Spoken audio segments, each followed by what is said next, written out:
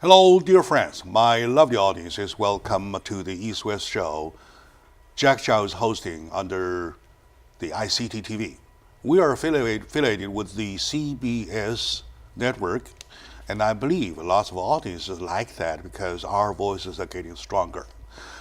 Today we're talking about something that is so important to everybody, to you, to me, to he, to him, to her, to everybody. So important. Nothing is important.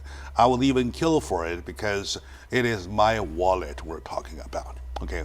In California, we often hear that business or small business, especially small business, are the backbone of our economy. However, that's becoming more and more less practical.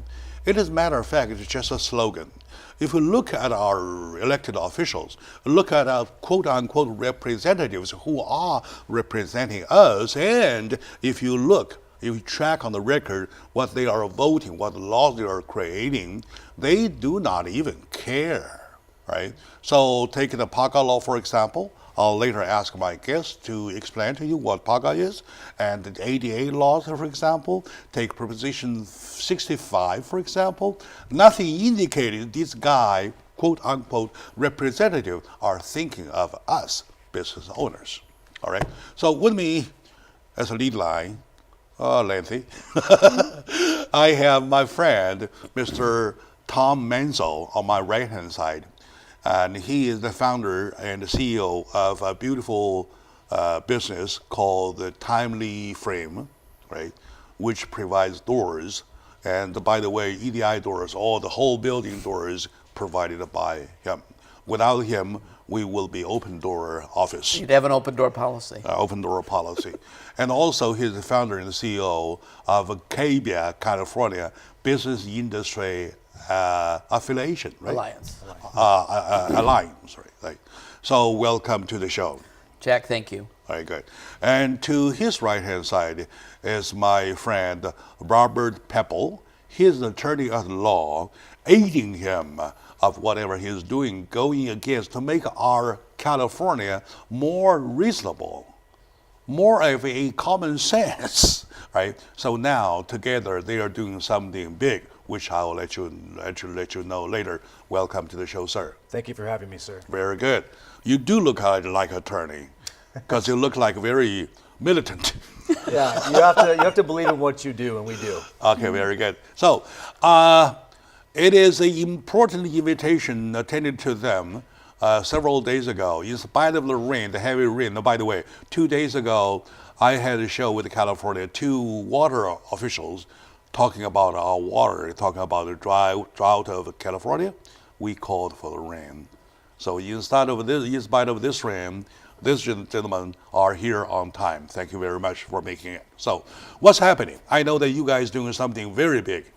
Well, I think one thing that's important, just to kind of, and I know I've been on the show several times. Thank you very much, Jack. Mm-hmm. I think it's important that we just kind of go over PAGA and how it all started with us and Timely, so the audience could know if they haven't heard before. Mm-hmm. So our company has been in business since 1971. We employ over 200 people. Average length of employment at the company is 25 years, and we have employees that have been on board for 38, 39 years. Oh, last time the one you brought here with Yes. you he's been with you for 36 years. 36 years. Right. Okay, go ahead.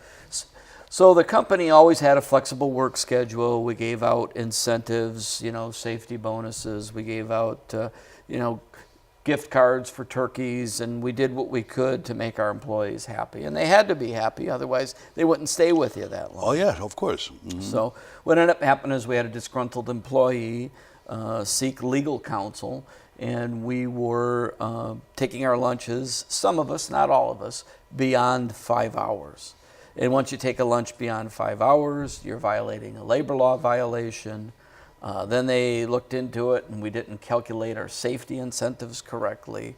And the long and short of it is it cost Timely $1 million. $1 million. All right, okay. And it's very, very hateful to hear that. I really wish those laws didn't come into place in the first place. And I wonder why would the legislature make that kind of law. So before that, I would like to ask Robert to give us an explanation about description about what PAGA law is, please. So it's important to first separate the difference between common labor law violations and PAGA, the Private Attorneys General's Act. The California labor laws they're replete. They have thousands and thousands of rules that touch about every aspect of employment. 1,100-page book. And 1,100 pages. No, that's not a book. Yeah, That's a exactly. dictionary. A novel? No, novel. I'm a novel writer myself. And my book will go 500 pages the maximum. All right, so 1,100. and 1,100 Small is font too, right? small font. Sorry, I Yeah, don't mean to And the interrupt. rules are ambiguous. The rules are hard to read. And so PAGA is, which we're going to get to later, is a law that parlays off of all of those different types of laws. So what Tom was speaking about, the meal break rules, the recalculation of bonuses, final pay obligations. what the letters spell for PAGA? The What does it Private stand for? Attorneys General Act. Private Attorney General Act. Yes, sir. What does private attorney mean? So a private attorney, it's the attorney general is the important part. So California has an attorney general. So in addition to private lawsuits, let's say you would have an employee, God forbid, to sue you for final pay obligations or the meal break issue, California has a separate right, the state, to sue on behalf of the state for those same violations. The point is, why private attorney? Everybody, if I hire you, you are my attorney. So that means that every attorney is a private attorney. Am I right? Correct. So what PAGA does is that it basically deputizes every single employee not to just sue you, but to step into the shoes of the state. And that's important because the state is not like any other litigant. It's not as if your sound guy was coming in here and there are special protections. It's more of an equal footing in a typical lawsuit. But when you get into the Private Attorneys General's Act, there are special privileges, special status that the state gets. For example, class action procedures just don't apply to the state. If someone were to sue you for meal breaks and rest breaks in a class action, it would only be for meal breaks and rest breaks. The state, that doesn't apply because the state's allowed to audit your business because it's the state. So by passing this law, the state says, look, we're going to empower private individuals, and let's be truthful, through their attorneys who are on contingency fee, to basically occupy this very powerful role of the state against a business. I have no legal background, all right? So I may ask stupid questions. Not at all. However, the more stupid that I become, the more I want to find out why I become that way, right? So now, my way of understanding is that California has already a work compensation law. Am I right? Workers' compensation? Yes, they do. All right, good, right? Why have they added a PAGA law in addition to it? Oh, don't give them any ideas. Yeah. Yeah. Can't they just say let's put one more here, one more there, to the already existing compensation laws? Well, that's not how PAGA works, because what PAGA does is there are separate penalties for a violation, and that would be a private employee suing a private business owner. Right now, what the state has done is saying, look, we're too lazy to enforce the laws ourselves. Because again, when someone sues you as a business owner, person to person, that's one thing. The state has their own right, their own penalties they can collect as well. It's on top of 2 layers of penalties. They're just too lazy to do it. So Why are they too lazy? We hire them. Well, you know, and by the way, so we'll get to this in a minute, we filed a complaint, which is all detailed here. Exactly. Is that when the law was first enacted, California had the largest employment division agency in the country. Yet they're saying we're underfunded, understaffed. So it's a fiction. I mean, essentially, they pass all these laws, and maybe the lesson is don't pass so many laws that you can't enforce. But essentially, the state says, I'm too lazy to enforce these laws, so let's let private people do it, and the business owners get hurt. All right, okay. You know what it would be like if we could give a really bare bones example? Let's say that the Irwindale Police Department didn't have enough money in their budget. And they said, what we're going to do is we're going to allow attorneys to hand out traffic tickets and fines and penalize people. And not only would they do that, but then they could take that traffic ticket, right? And they could go back 4 years. So if you were speeding down the freeway every day. They would give you a ticket every day for the last 4 years. And that's really what they're doing. Every day of the last 4 years. Yeah, that's what they're doing. That's how it works with the lawsuit. 1-year statute of limitations for PAGA. We can get into those technicalities later. It usually ends up being 4 years because of... We can get into how that works later. But yeah, essentially Normal he's is right. 4 It's years. the state delegating, and that's the basis of our lawsuit. Right. It's the state has delegated unconstitutionally this extreme power to private litigants. Does that make sense? Yes, but they sound to make sense. However, the sense is not made. My whole point is that by logic, like I said, all I follow is logic. Logic meaning that there's a problem, right? For the purpose of solving the problem, let's create a law, right? To prevent such thing from happening in the future. Or when does happen, let's deal with it according to the law. You don't want to create a law to look for problems. Am I right? Correct. I think they created a law to look for problems. Yeah. Gray So- Davis and Joe Dunn were behind this, and I think it was a gift to the trial attorneys. It sounds to me that they are creating laws in order to look for problems because there is not a certain problem there.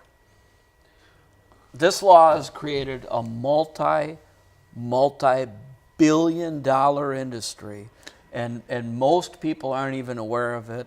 Most people in California, most people in the United States, it's a multi-billion-dollar industry, and really all it is an extortion tool against businesses. I agree. Take last day forum, for example. There are no less than 50 of representatives from everywhere joined the forum, right? Right. And you were there, right? Yes. And to most of them, they first time heard of the PAGA law, right? It is such a risky situation. Lucky them, they are not caught. Some are caught already, right?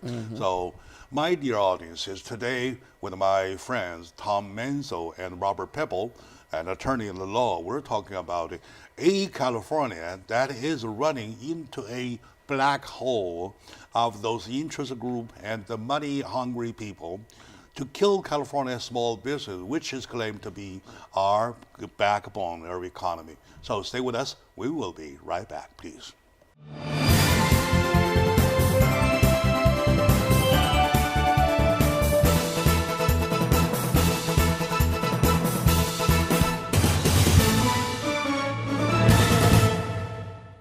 Hello, my dear friends, my lovely audiences, welcome back to the show. My dear fellow Californians, we're talking about nothing. We're talking about California. No else about California. California is our own home, is our own land. We live here, we work here, and we hope California will get better. However, with the laws hanging, we feel we see a hard time getting better, right? And I have a feeling, I have many friends who are hit by the PAGA laws. PAGA law meaning, and I believe my friend, attorney at law, Mr. Pepple, had a better way of saying it, that they just regulated, and our Tom agreed to it, that with the laws to look for problems, right? So, and it sounds like if you happen to be a business owner, though, you have a Damocles sword over your head, right? At any moment, it may fall. My reading is that we do not have one Damocles sword. We have three. We have PAGA laws. We have ADA. We have Proposition 65. Any could fall anytime upon you. The big difference between PAGA and ADA, and it's very, very similar, is an ADA lawsuit costs business owners $5,000, $10,000, $15,000. A PAGA lawsuit costs $1, $2, $3, $4 million. Yeah, because it's a huge difference. It goes back, like, say, 4 years, right? Right. And then every day counts? Well, so Every day they worked counts. yeah, to clarify, the PAGA has a statute of limitation of 1 year. As you may recall in the previous segment, most California wage and hour laws, meal breaks, rest breaks, final pay, those have a 4-year statute of limitations. And what ends up happening in these lawsuits is PAGA is a vehicle to avoid arbitration agreements and due process. They use PAGA to get you to mediation or to threaten a class action where they otherwise couldn't because of established legal rules and procedures. And then they try to settle for the labor code violations, which do go back 4 years. But PAGA itself is a 1-year statute of limitations. Exactly. Later, I'll give you my example to back you up. We experienced exactly the same type of attack by the law, was so unreasonably that, well, anyway, we'll do that later. Okay, now, I heard from the news. It's not a small news. This is a AM 640, all right? Bill Handel show that's talking about you guys making a big movement. What are you doing now? Well, our organization is over a year old, and we were founded and formed. CABIA was founded and formed to educate business owners, and try to reform some of California's labor laws. It's very, very difficult to comply, no matter what size the company is, but especially smaller companies. And so we were doing that. We took a legislative approach to have a bill that would work, and that didn't end up working out. So what we decided to do is we decided to sue the state of California. Sue the state of California. That's right. Beautiful. Oh, that's a big time. That's big time. That's a big time. That's big. All right. Here it is right here. All right. 54 pages. That's my copy? That's your copy, sir. Very Please good. enjoy it. My dear audiences, you can call me to consult, all right? Here, I have a copy already for the lawsuit. All right.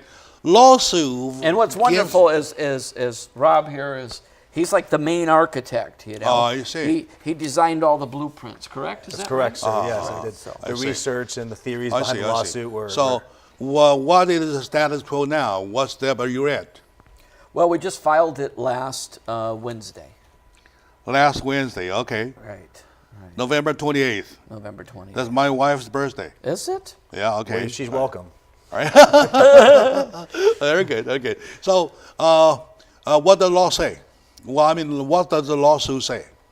I'm gonna defer to my friend Rob. You have a one-word slogan or log line or whatever. The state needs to do their job. How about that? The theory of the case is this, is that if the state is going to allow people to exercise state powers, it must oversee and it must coordinate and it must in some way monitor the use of the state powers. And the state's not doing that. All right.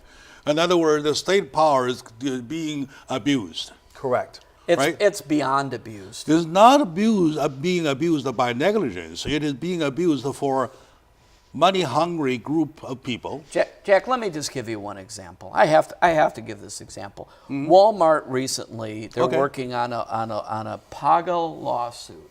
It is the largest PAGA lawsuit in the state, as the attorney that's defending the employee is boasting in their complaint. It's a $65 million lawsuit. $65 million lawsuit. For seating, if I'm not incorrect. For having seats. For having seats. What for kind? having- Yeah, it's a stool, I believe. So not that- just any ordinary seat. It's a stool. Yeah, so there are certain requirements for certain businesses that you must have a seat if the job can be done by having a seat. So Walmart, and again, I'm not updating all the facts in this case. They're paying $65 million because they didn't provide seats. Over what violation? Well, what it is. That is a violation, not providing seats. It's not providing seats. Not what? Not providing a seat. Not provided a seat. So if you're a cashier and let's say you It could was the sit down, cashiers. if you could sit down, yeah, I think I do know this case. So yeah, so if you're a cashier and part of your job can be done sitting and you don't provide the seat, that's Do they- Or if nobody's in line. It really started if nobody was in line. Did they provide could sit. bed? no, that's not in the That list. might be next. Yeah, might. That might be next. I need a bed. I need a bed. Yeah. Ask me how much the attorneys are going to get out of that. I don't know. $22 million. Wow. Out of the 65. How much is the Walmart employees going to get? Oh, yeah. How much? 30, Probably 30, 30, $10 or 33? No, actually, they're going to do pretty good. Probably about $100 each. $100. Yeah. All right. Okay. That doesn't surprise me. That doesn't surprise me. But they're gonna get a stool now. Do you remember the other day at the show, I mentioned my story. Yes. Those years ago, I received a letter, and then I opened it and found a check in it. Without me knowing, I was involved in one of the class acts of against the Cadillac. I am still a Cadillac driver, right? So I was involved. You know how big the check is? Do you still remember? I think I do. It was 6 pennies. 6 cents. That's right. 6 pennies. That's how Not what I uncommon got. at all. Right. So anyway, that whole thing doesn't make sense for employees at the checkout point. There's example They after need a chair. example after example. They need a chair. You look at Uber, you know, again, same thing. Attorneys get $2.6 million, state gets $3.6 million. How much does each Uber driver get? $1.08. How did that help anything? What was done other than that itself lining the attorney's pocket? That itself explains the law. Do you think so? In a nutshell. The way the law is being operated. Now, the law, I don't know. I didn't go to law school, like I said, right? So what is the definition of a law? Well, the law is something that's passed by any group of legislators. To do what? To do what? It's supposed to remedy a wrong, correct behavior that you don't want in society. Okay. To protect who? Well, to protect typically the populace. I mean, All right. there are different groups. If you line them up, right? I'm the one to be protected, right? Jack Chow one, and then you're the attorney handling all the paperwork whatsoever, doing the work. That's number two, right? And then number three, there probably goes the state that provides the system. All right. How do you line up the 1, 2, 3? Well, obviously, the government exists for the people. You know, Oh, yeah? so that's And that's plus, the I first- pay for the government. Exactly. Well, the government is your employee. They Yeah, work he's for my you. employee. Yes, Exactly. And you are my employee, right? Correct. I hire you. You're my employee. Correct. So you together protecting me. Right. Excuse me. Why I get 6 pennies? Because the system's broken. Why they get $100 over 65 million? The system's broken. The law is broken. No. Back to the law. If you create such a no-brainer law, though, the system is corrupted, isn't it? Well, and that's the brilliance of our lawsuit, actually, is that the law was passed with the idea that employees would be benefited by this. And indeed, this law has actually already been ruled constitutional by the California Supreme Court in a case called Iskanian. And we led with our chin, and we said, we acknowledge that, but you guys didn't look at how the law is being applied. Because the way it's being applied, it's violating all these precepts of due process and constitutional separation of powers and excessive fines. So the law itself, on its face, whether it's constitutional or not, I don't think it is. I think the Supreme Court didn't really do a good look at it. But as applied, it is certainly unconstitutional. And lots of laws can work that way. It can look fine on its face, but the way people use it is not appropriate. Well, of course, if you stand on the position of the state, though, they try to make sense, make it convincing. However, the whole logic doesn't work. It's too complicated. Yeah. It's too complex. Not that much complicated, because it's just you reverse it, you get the whole line. When you reverse, you find Jack Chow goes the last. Jack Chow, That's exactly the right. one you protect, goes last, right? And then the one who doesn't deserve the money gets the money, and the attorney gets the money. Of course, they need to get paid. And I hate to say you're getting too much, but reasonable, within range, right? So when I get 6 pennies, well, everyone else get a lot of money. So now, when the system allows that to happen, the system is corrupted. Do you agree with me? Yeah. I agree, and that's why you have to sue to fix it. Did you, in your lawsuit, the filing the whole lawsuit, point that out? This is one thing that I would like to read to the Yeah, audience. go ahead. And I've been reading it to everybody. Okay, let's call for a break. We come back to let's go to the whole length of that thing. All right. So I love it. Thank you very much for doing that. And I'll later give you explanation why I get excited. A newsman is supposed to stay neutral, right? Because we're hit. Yes, everyone is. I'm a victim. We're a victim of it, right? Everyone So, is. My dear audience, so let's take a moment out. We will be right back.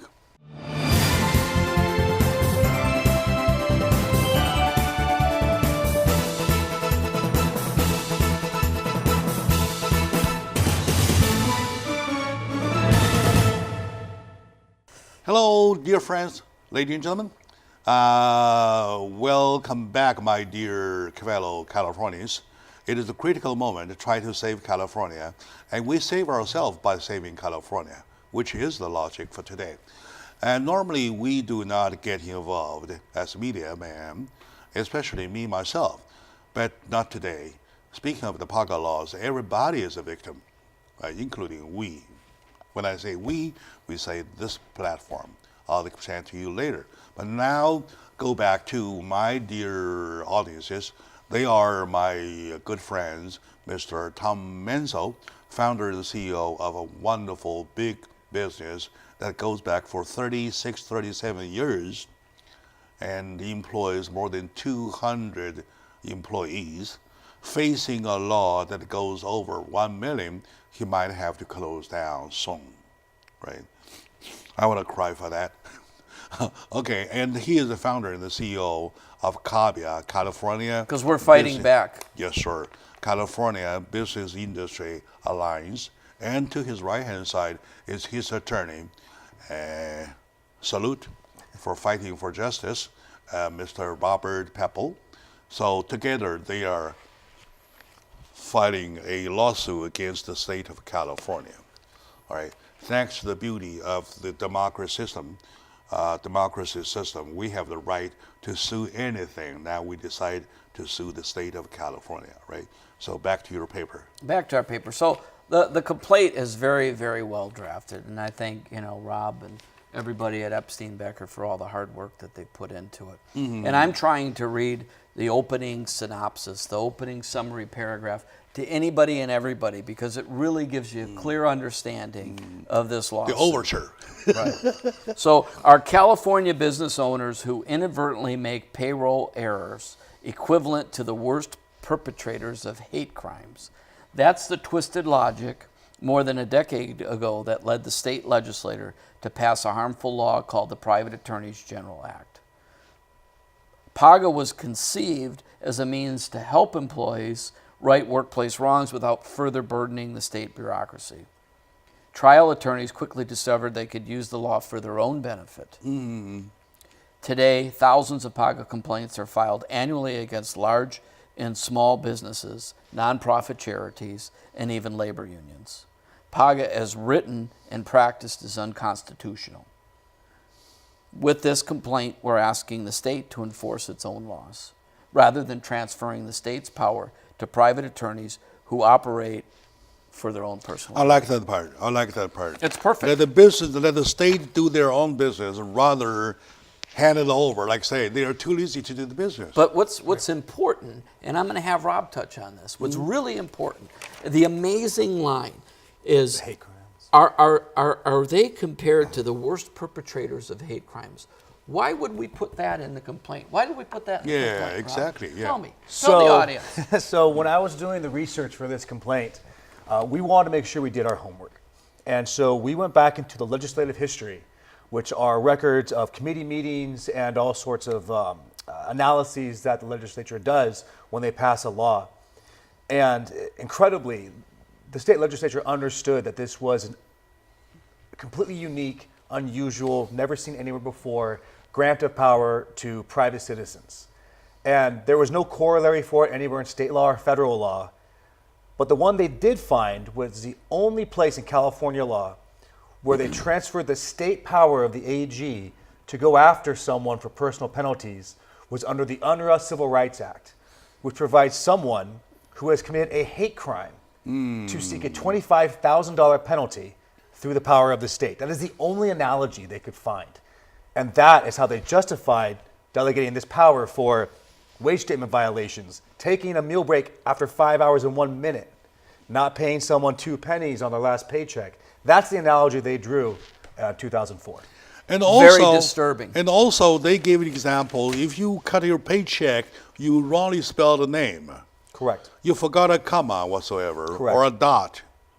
There are 9 different distinct pieces of information you must have on a wage statement. You misspelled my last name by missing 1 letter, right? And the worst part is that shocked me was that you go back all the way, such as in my case, I've been here for 21 years since the check was cut.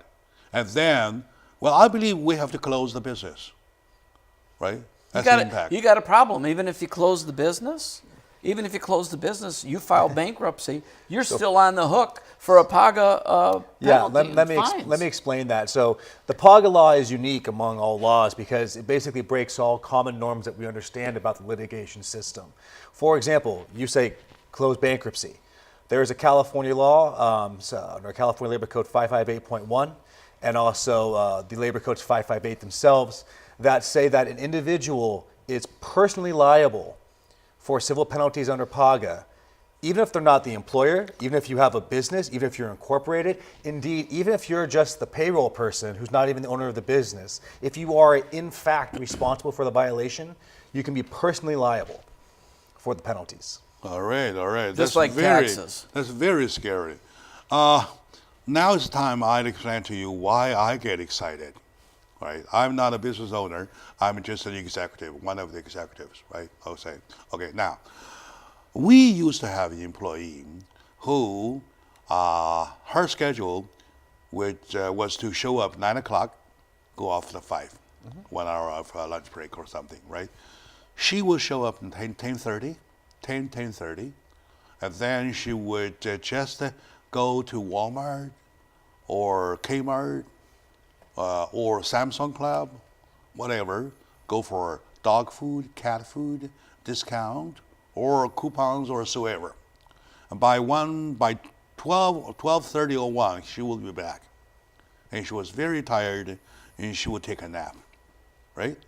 And then into the afternoon, she's going here and there. Sometimes she has to go to doctors or veteran doctors for her dog, for her cat, or so on and so forth.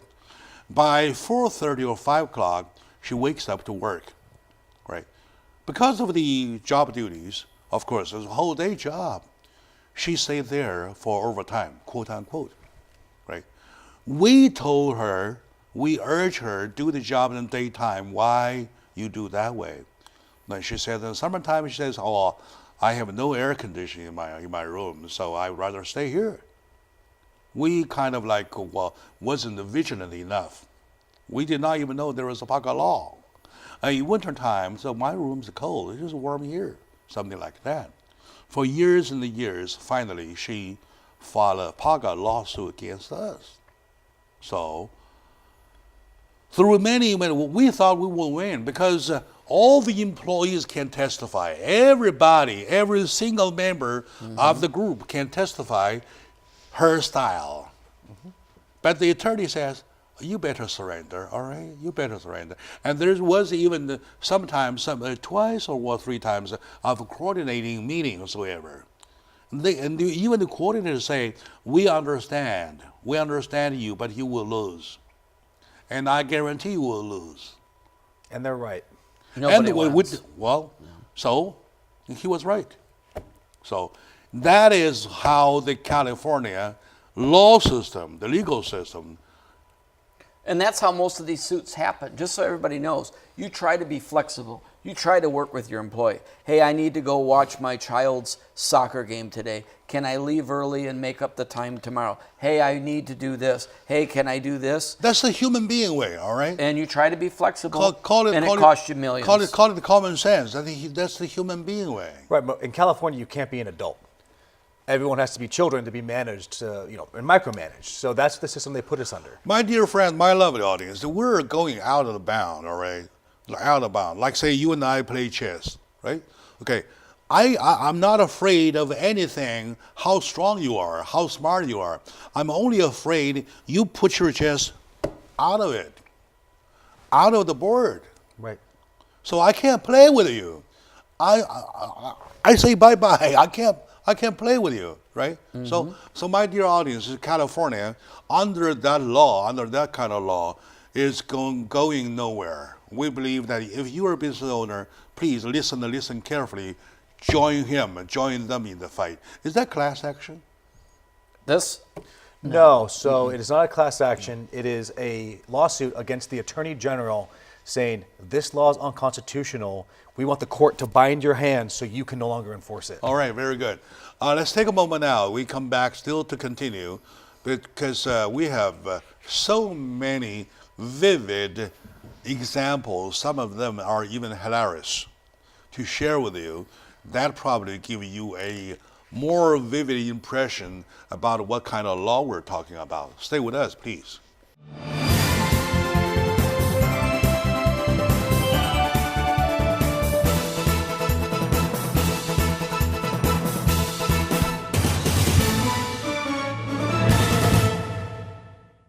Hello, my dear friends, my lovely audiences, dear fellow Californians, welcome back to the show, Jack Chow on the East West Show, to share with you about how critical California is at this very moment, because we are hit.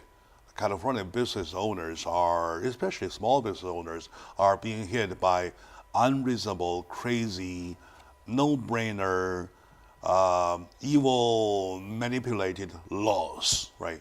Those are the words I can pick up this very moment, and I believe we have examples to testify my own words. Okay, with me is my good friend, Mr. Tom Mansell, founder and CEO of a wonderful business existing for 37 years, employing more than 200 workers. Everybody is the breadwinner of the family. That means more than 200 families with the kids and the wife and even grandkids. Last time the guy with you, 36 years, he told me he has grandkids Gustavo, that goes to right. Gustavo, Yeah. right? Okay. That's him. And he is also the founder and CEO of Cabia, because until to the last end, when they could bear no more, they formed a organization together themselves. That's called Cabia, California Business Industry Alliance, right? So together they are fighting a lawsuit against the California state, right, for failure of doing their job. To his right-hand side is my attorney, who I respect a lot. And of course, there are zillions of attorneys over there, right? Whoever decides to fight for this cause, though, I respect. It's the right thing to because do. this is the fact that the benefits all us people who work our ass up for a better living, and yet they will not allow us because of a fault of no reason at all. You're job creators. Without you guys, this doesn't exist. Yeah, of course, of course. For example, I'm sitting here and I have a big team behind me. Everybody has a family.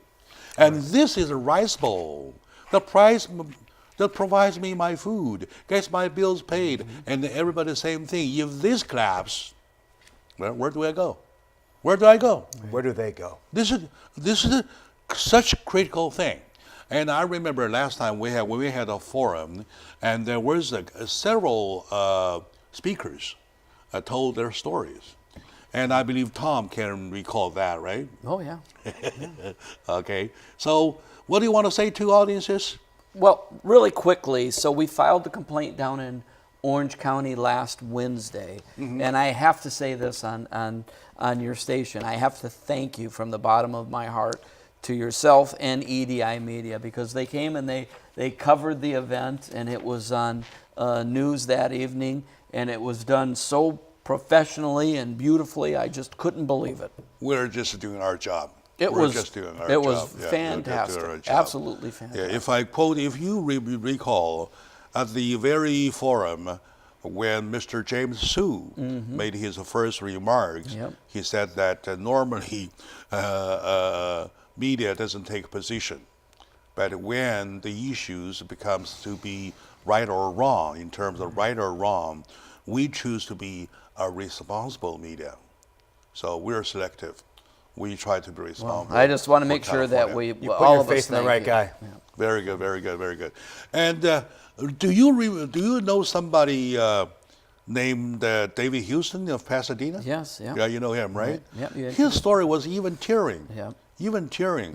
His employee on way out to their lunch break whatsoever might confront with some customers coming in asking, say, where is the bathroom? That's where the restroom was. And Where the it was restroom an interrupted is, lunch. right? So- And the employee on way out to the lunch break say, hey, it's over there, like that, right? So that takes about a second and a half. So put the day, the shift, and the years altogether, excuse me, times the numbers of employees, this guy had to pay $900,000 of dollars to settle. Right. That's all it takes is one violation. Do you have a couple other examples you'd like to share, Rob? So, yes. Yeah, to bring pictures to Just our to bring audience. pictures Well, so they how crazy understand that whole what thing can is. happen to you. What I'd like to do is I'd like to first focus the audience is that no one is immune to this. Indeed, right now I represent on a pro bono basis, who I will not reveal their identity. It is an organization who provides housing and food for people with AIDS. And I have 2 PAGA lawsuits against this organization from different law firms. Now, if the state was truly doing its job, do you think the state would have an interest in suing that organization? Because somebody took a late lunch? Exactly. Another example. Absurd. I represent, again, I have to keep confidential. Let's say they're a power generation facility. An employee screwed up and almost blew up the power plant. Indeed, it almost, right? But even the screw up itself cost the company maybe $500,000. He was rightfully terminated, didn't challenge the termination, but he didn't get his rest breaks. So he came back, filed a demand letter. He walked away with a little under $100,000 in settlement because he could have brought a PAGA lawsuit against the entire organization. Oh my God. So a lot of times these people who are rightfully terminated for the right reasons, they can bring a lawsuit for meal breaks or rest breaks, completely disconnected from whatever reason you terminate them for. In other words, the business surrendered before the lawsuit filed. Say, hey, please do not hit me. And it was the right thing to do because under PAGA, it's unwinnable. You cannot win a PAGA lawsuit, like you said. Like in our case. Exactly. In our case, by logic, by the lowest IQ, say, like such as my IQ, 61 only, right? 61 only, I would say we will never lose. If you're 61, I'm 60 and a half. So Oh, you're okay. We're kind at the of same level. Try to keep up with Tom. But man of alike, right? So by the lowest IQ, we would know that we will never win. And if I may, I would encourage your audience to read this complaint. It was drafted not just to sue the state of California, but this complaint tells a story. In addition to explaining why the law is unconstitutional, it explains many of these laws and how silly these things are. Do me a favor, after the show, you pick up the pages, whichever you think will be readable, more readable, and I'll see if I can manage to publish it on the magazine in a Chinese version. We'd be Sounds happy awesome. to. We'd love that. How about We'd that, love right? that because So, people need to be I educated. really want to correct the whole thing. The trend is going 180 degrees against the will of Californians, right? Even against themselves. They say small business is the backbone of California economy on one hand, and then on the other, they're strangling it. Well, it's everyone versus the trial attorneys, right? Because here's what happens. 99% of your workforce is awesome, right? It's that one person who doesn't work all day and then gets fired, who Like then brings in that this case, lawsuit. one scramble employees, that's it. It's one bad egg and an One army bad egg, of yes. plaintiffs' attorneys The who whole want to pot make of money. soup is gone, Exactly. right? So, and then you have to bow to him. Yeah, it's terrible. And now after the lawsuit, we don't have a flexible work schedule. We don't have the incentives that we have. What year did PAGA come into place? 2004. 2004. And before 2004, what kind of a picture was without a PAGA? I mean, look, California's laws are still a problem. The meal break laws, those all still exist, right? But the difference about PAGA is that it gives plaintiffs' attorneys special tools to make you capitulate, to make you surrender early. There is no way with the procedure built into PAGA because, again, they're acting on behalf of the state. No person in their right mind, besides me and Tom, are going to go after the state. Right. But every single PAGA lawsuit is a state versus you, and you don't have a choice. Yeah, all right, good. We often see lawsuits say, hey, people of California versus whoever. Now, how do we say here? The who versus the who? It is the California Business and Industrial Alliance versus Xavier Becerra in his official capacity as Attorney General of the state of California. All right, good, very good. Very good. I even like the wording. I even like the wording. Okay. Now, what stage are you in? You filed this on the 28th. Your right? wife's birthday. Yeah, my wife's birthday. That's about 1 week ago. Have you heard anything yet? So we haven't. So in the first step in almost every lawsuit, we expect to get what's called a demurrer. A demurrer is a challenge to the sufficiency of our pleadings. That means the state will probably come at us and say, you guys don't have this, you guys don't have that. They're not going to want to fight us on the merits. They're not going to want to actually let us get into discovery and let us pull the facts out, because it's going to be very embarrassing for the state. I'll give you good news. You're not fighting alone, right? You know Kayla, right? Yes. Kayla. Yes. Kayla is doing a documentary against the Proposition 65. And they interviewed me. Good. Right? I know what they do now. So, so at least we have two groups fighting to sue in California, right? And then ADA, I would say, I'm not going against ADA. I'm talking about it once again. They're using that as an excuse for the ill-minded people to manipulate it. Opportunism, yes. Yeah. Mm-hmm. They take an opportunity. They push you to capitulate early. They push you to surrender to get the money. So, altogether, I believe California. Okay, now another question, a larger question. All among the 50 states, though, in this kind of doing, California only or anybody else? By itself. Any other states doing the same thing? It failed in New York. New York tried to pass something similar. California, this is unique to our state. And indeed, it was unique before California did it. Mm-hmm. Again, they had to liken it to hate crimes to even get it to pass muster. So California is the only law that has a Private Attorney General's Act, and hopefully when we're done, they won't have it anymore. All right. So today, if we want, can we find out the record who voted yes to the PAGA law? Yeah, so there is in legislative history, there's records of how many votes were cast for and against.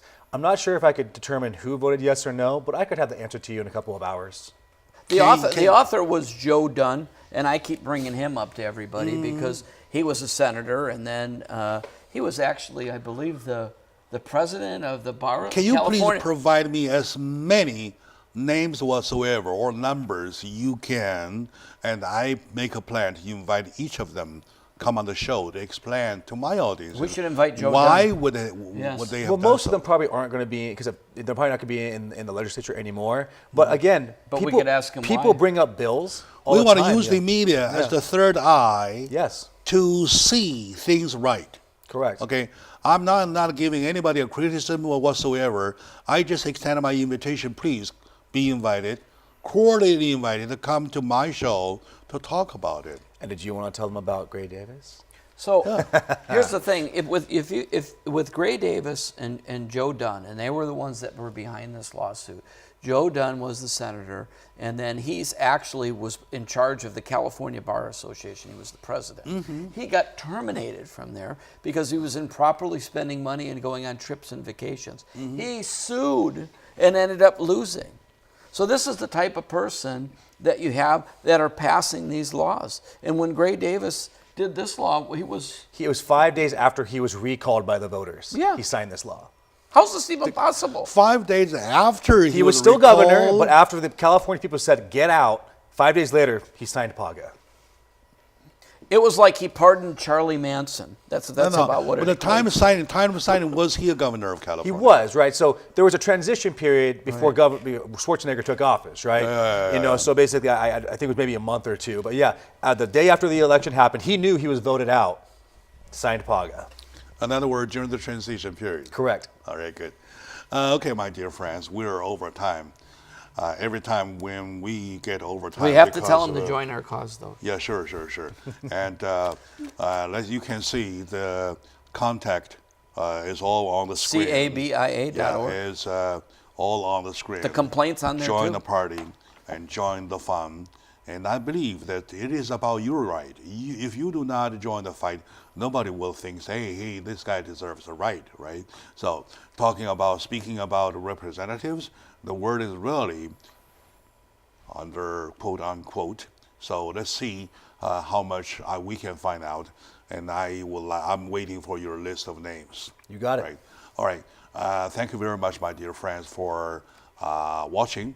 And to Tom and to Robert. Thank you, Jack. Thank you very much. Thank you for having us. So we'll see you next time, still talking about this, when this whole procedure goes to any step further will bring you update. How about that? That's a promise.